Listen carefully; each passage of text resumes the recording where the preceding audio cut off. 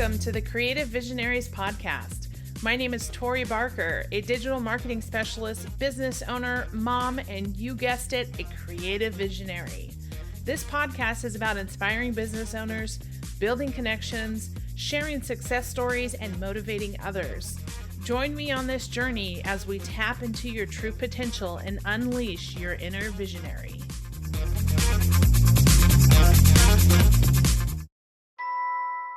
Hey there, podcasters. Are you looking to take your show to the next level? Let me introduce you to Podtask, the innovative platform that simplifies the podcasting process and equips you with the tools you need to succeed. With Podtask, you can say goodbye to the headache of managing multiple tasks and deadlines. This app provides a comprehensive systemization and task management platform that helps you streamline the podcasting process. And it doesn't just stop there. Podtask also offers AI-based marketing tools to give your podcast a competitive edge. As a fellow podcaster, I know from experience how important it is to have a reliable and efficient tool like Podtask to keep you on track. It helped me save so much time in post-production, which allows me to focus on what really matters, creating great content for my listeners. So if you want to take your podcast to the next level, be sure to check out Podtask. As a special offer to my listeners, you can sign up today and get started with their free forever plan by visiting creativevisionnariespodcast.com/podtask. Hi, everyone. Thanks so much for joining us again on the Creative Visionaries podcast. Today, I have the pleasure of introducing you to a dynamic guest, Lyndsay Phillips. Lyndsay, welcome to the show. Thanks for having me. Good to chat with another person in the content marketing sphere and podcasting world. Yeah. So tell us about your business and what it is that you do. For sure. So I used to be a VA, then grew a VA agency. Then we morphed down to content marketing, which is still kind of like the foundation of our company. And then just podcasting was doing really well and my clients were getting success. I launched my own podcast and what have you. And then I just wanted to niche down. It's like there's power in niching down, right? Absolutely. And yeah, so we produce, launch, and promote and leverage podcasts. And but I'm looking at pivoting ever so slightly and focusing more so on the guest. So when you're a guest on a podcast, how to leverage that opportunity. But my leverage system, it works for podcast hosts or guests, so it's all good. And so you've built this framework around a system that you call the podcast leverage system. So how do you help people walk through that system, or what's your first steps when you come in and encounter with a podcast guest or a podcast host? Yeah, I do audits. So I have a podcast leverage audit for a host and a guest so that I can kind of see where they are publishing their podcast or podcast guest experience, where they're distributing, how they're using the content, and kind of like where they're marketing it and how they can even optimize it for conversions as well, right? Because I mean, podcasting, as you know, it's like, yes, there's the relationships kind of part of it, but there is exposure, visibility, authority that you want to boost. You want to get leads, clients. I mean, there's so many reasons why, but you want to make sure that you are getting so much bang for your buck when you are producing a podcast, because it does take a lot of work. Yeah, and as a podcast host, it's a labor of love, unless unless you figure out unless you figure out the way to monetize it and make it work for you. And one of the things that I love about the podcasting space, which is perfect for you and your business, is that there's so much content that comes out of a podcast, and you can just splinter that in so many different ways: audio, video, text, quotes, graphics, like social. It's almost endless on what you can do with one single episode. And so I love that you're helping these hosts and these guests to figure out how to leverage that. And I think it's really important, the guesting side of things, especially as a host. I see that guests don't take advantage of the opportunity that is in front of them. For one, they're like, okay, yeah, I'll go on your show and do a pitch or whatever it is. They have something that they want to pitch, but they're really not thinking about the opportunity that's in front of them, and then also thinking about what comes next, right? So once you've been on a show as a guest, there's so much that you can do to either leverage the content that the host is putting together for you to share on your own sites, to, build a network, to refer business. There's just so much opportunity there. So I love that you're kind of coaching and helping people see that value. Yeah. And I just remember, years ago when I was creating, I had my own podcast, but then I was trying to do video and I was writing blogs. And I'm like, there's only so much of me to go around. So I Right. was like, how can I use one thing and use it well and like leverage the heck out of it? And so that's kind of like where the need was in my brain. And then there's some people where they're like, what the heck am I going to post next week? And they're rattling their brain for like it. And then nothing gets posted. You're inconsistent Mm-hmm. and you're not showcasing yourself as the expert. Meanwhile, you've got this beautiful body of work that you can just pull everything out of. Um, and I agree with what you said about like some guests on shows, and it's happened to me too. And I'm sure you the same, where it's almost like a lot of guests rely on the host to Mm. boost their visibility, and it's not being reciprocated, but also they're not using it to their own advantage Yeah. to showcase their expertise. Yeah, and if the host is putting together all this great content and they don't take advantage of it, it's almost like shame on you. I know. I'm like, it's crazy. Why would you not? So my system is based on four parts. One of them being, publish, distribute, multiply, and repurpose. And the biggest thing I think is that they don't realize that they can publish their own post on their Mhm. website for the guest appearance. And you could, yes, you get an image from them, but you can even create your own image that has their cover art on it to say, look, I was featured on this podcast. Yeah. So you can create your own graphic. And I've been a guest on shows where my bio's been on their page, but there's nothing about what I talk about in the episode or like questions that have been asked, like nothing. So I've literally written my own show notes for the show that I guested on so that I have content for my podcast, for my post. Yeah. So, and then that way it gives me the text to be able to SEO it, but it also Mhm. gives people a hook. I'm like, oh, that's what she covered. Yeah, I want to listen to that. Yeah. Well, and you just touched on it briefly, the SEO part of things is the other thing that people don't leverage is the website, right? So Yeah. if you post the show notes, transcribed, highlights, link back to the podcast, link to the guests or the host's website, there's Mhm. all of this SEO like magic happening in the Yeah. background that is going to help you even on the hosting side and the guesting side, whatever side you come from. That it's like you have to think of that in your system and your strategy that you're putting together too, because there's again, it'd be a missed opportunity. Absolutely. And honestly, it's like most of the like contacts that I get, where they fill out the contact form or whatever, or reach out to book a call. I'm like, oh, where'd you hear about me? And it's either podcasts or they Googled me. And Yeah. so I know, yay, my SEO is working. And obviously podcasting is working. Um, but yeah, you definitely want to pay attention to that. And as well, a lot of guests will post to like the iTunes link that the host shared or their page or whatever, but really, you want people to know about what it is that you do and you want to convert them to your e-list. You want them to sign up for XYZ.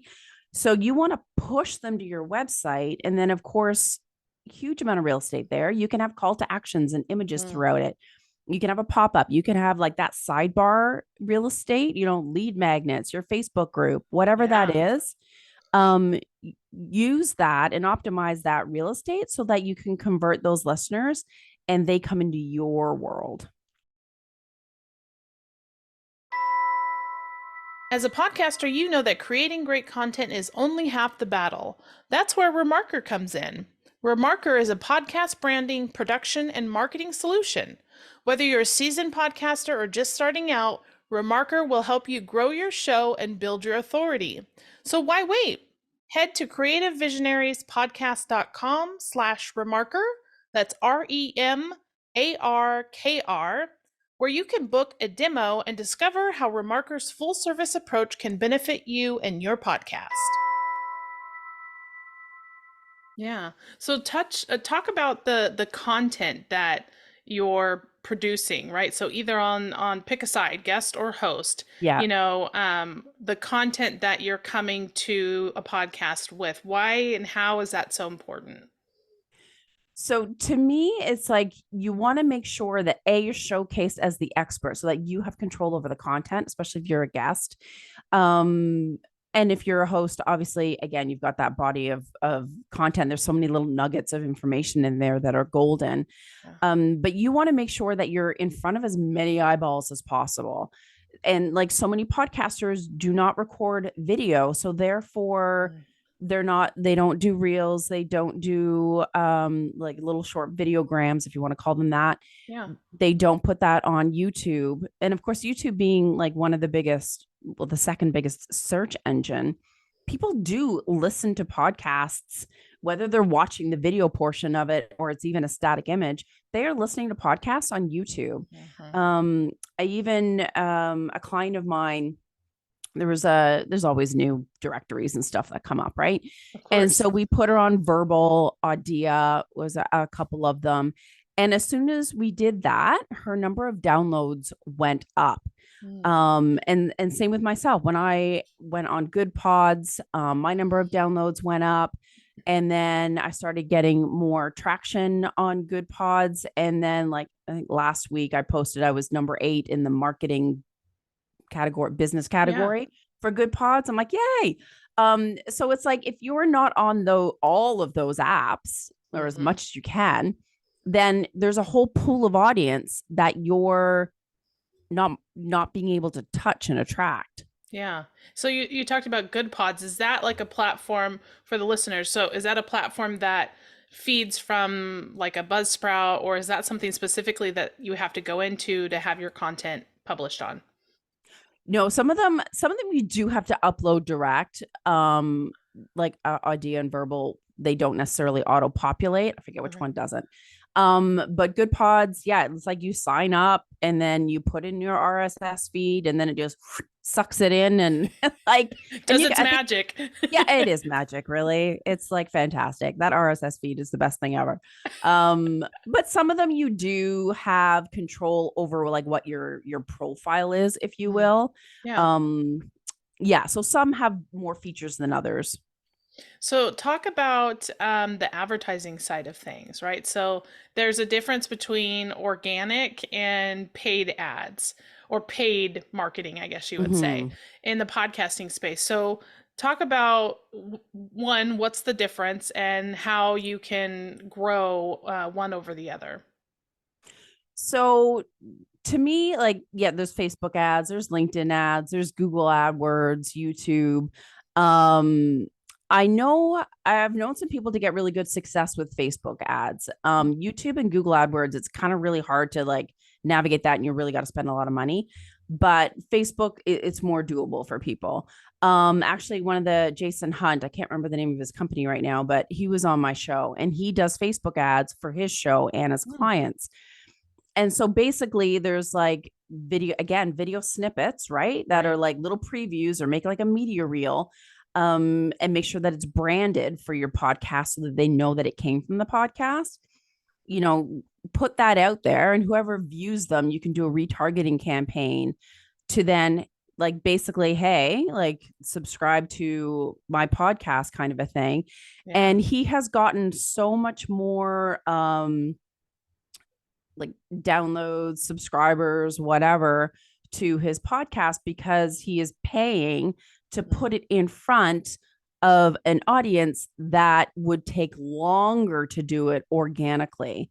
And then once they're listening, they end up, coming into his world, so to speak. But I haven't done it yet for mine. Just honestly, I just haven't got around to it. But it's definitely a good strategy.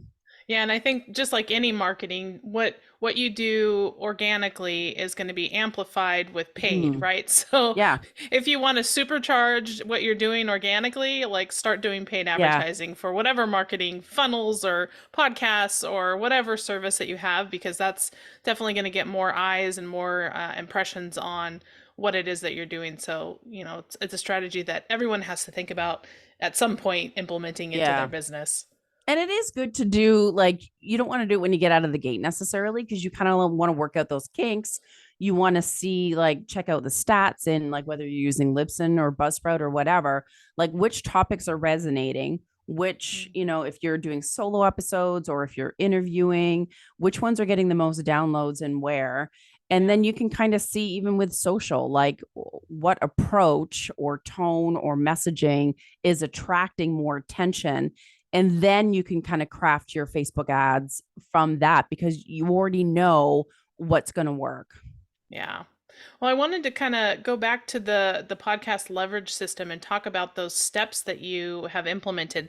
Do you find that there is a certain spot through this process that people get hung up on, or they get stuck in the system that they can't really get to the final product to really leverage what it is that you help them with? That's a great question. No one's ever actually asked me that.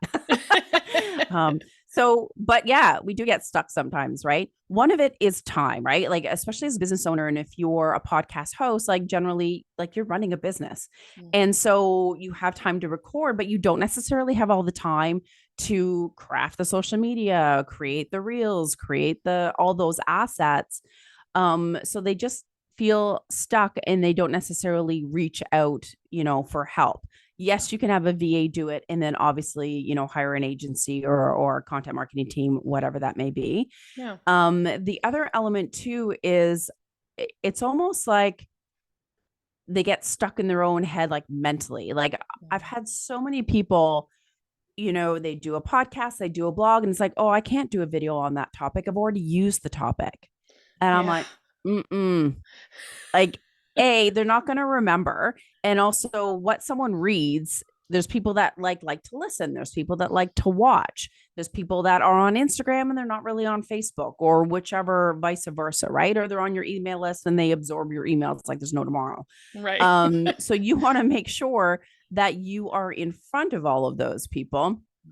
Mhm. At the And time that they need what you're talking about, yes, or yeah, it's all that's a about great timing point. too. Hmm. Yeah, that's such a valid point. And people aren't going to remember. It's like, and even like when you do a podcast topic, you can take one little nugget out of that and then do a video on that, or a reel, Hmm. or whatever that may be. Or if you write a blog, totally do a podcast episode on it, because 10 Yeah. bucks says you did that blog like 7 months ago. It's buried on your site. They're not going to know that it's there. Yeah. And you're leaning towards a different audience that listens to podcasts anyway. So it's like, reuse and repurpose what you have. It'll make your life so much easier. Yeah, and I think people too might get hung up on the fact that, oh, somebody already answered this question, or somebody has already talked about this topic. Mm-hmm. But it's so funny that, you have to really think about each person is unique. Like in business, there's people who do the same thing, right? But we all Yeah. still have enough business because there's different nuances or core values or personal beliefs or whatever it is that Yeah. align with what you're doing as a business or an individual. So when you have a topic, even if somebody else has talked about it, they're not going to talk about it the way that you will talk about it, or No. write about it, or how you'll explain it. And so you really have to know that there is value in putting your spin or your voice on that specific topic, and not shying away from that. Totally agree. And even the whole thing about, like, people have to see, read, or absorb some information like 7 times before it Right. actually sinks in. Cause it's like, I don't even remember what I did yesterday, let alone like what I read or watched last week. Do you know what I mean? Yeah. They're not going to remember. And it's okay to repeat the same message. Like, Yeah. cause then all of a sudden one day it'll be like, oh, that makes Yeah. total sense. Just because you worded it ever so differently or framed it in a different way. Or the person, like you said, is in a different mindset at that Yeah. time. Yeah. Well, So okay, true. so I wanna wrap this up with two questions. So, what do you see is the biggest mistake that podcast guests make, and what's the biggest mistake that podcast hosts make? Ooh. The biggest mistake that guests make is two. Can I say two? Yeah, you can. Yeah, yeah, Okay. One is not providing, like, having a resource or a lead magnet or a next step for someone to take after an interview. And the other one is to, like, not like what we've just talked about today, right? Is not leveraging it, not putting on your website, and not sharing it on social in multiple different ways. Yeah. For a host, I definitely think giving up too soon. And that because you see pod fade, there's so many podcasts that don't go past 10, is that it is a long-term game. It will compound against itself. And don't be afraid to use all the connections and collaboration opportunities that you have in front of you. It's not just about the listeners and then the downloads. It's really, it's about all facets of it. Well, Lyndsay, thank you so much for being a guest you. on the show. In true fashion, I've got to ask, where can people find you, or what offer do you have to lead people to? For sure. They can go to smoothbusinessgrowth.com/leverage. And I've got a ton of resources depending on whether you're a guest or a host or what phase of podcasting you're in. Well, awesome. Well, thank you again. Thank you. Thanks so much for listening to the Creative Visionaries podcast. If you've enjoyed this episode, make sure you subscribe, leave us a review, or share with a friend. Also, make sure to visit us online at creativevisionariespodcast.com. You can also follow us on Facebook, Instagram, or LinkedIn. And stay tuned for more episodes to come. And remember, it's time to tap into your true potential and unleash your inner visionary.